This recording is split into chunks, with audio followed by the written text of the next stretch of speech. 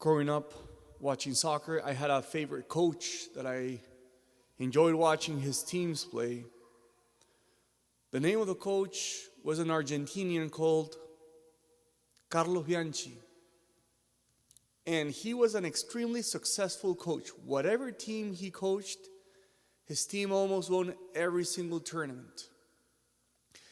He coached teams from Argentina, and one of his greatest achievements was that when he played against the European teams who had a much greater budget than his own teams, many times he beat those teams.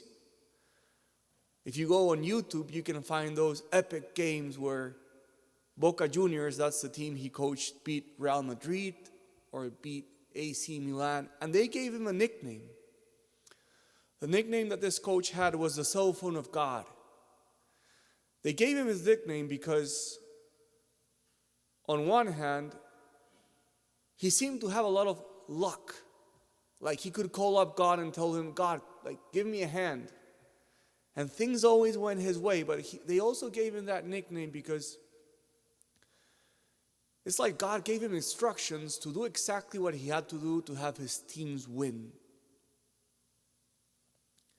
Some people seem to have this gift, like they know exactly what they have to do because God tells them what to do. And Paul is an example today in the first reading. After Paul has ministered in Jerusalem, he hears God telling him, now it's time for you to go to Rome. And when I read this phrase today, I wondered, why is it that Paul has a direct communication with God and knows exactly what he has to do at each time?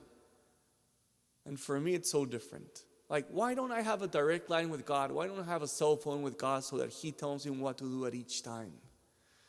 And I suspect that's the case for most of us. We don't have that direct line with God as Paul did. But I was thinking about this. I think we should try to open a direct line with God every day. Because I think the more we let God be in charge of our life and our day, the more we learn to listen to him in every little thing. What do I mean? How often throughout the day, when you find yourself in a crossroad, you tell God, Lord, tell me what to do.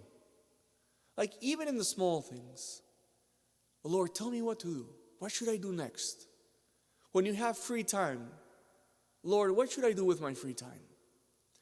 And my experience, brothers and sisters, is when you reach out to God so that he can direct you in your day, God does it. You start to listen more to him, and it becomes more evident what you are called to do in the small things. And I think this builds up so that you can also come to see what you should do in the big things.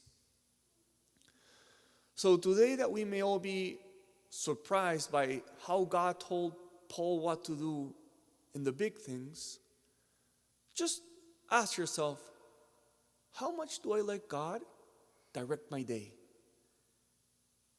How much do I let God be in charge of every one of my actions, of every decision that I have to make throughout the day?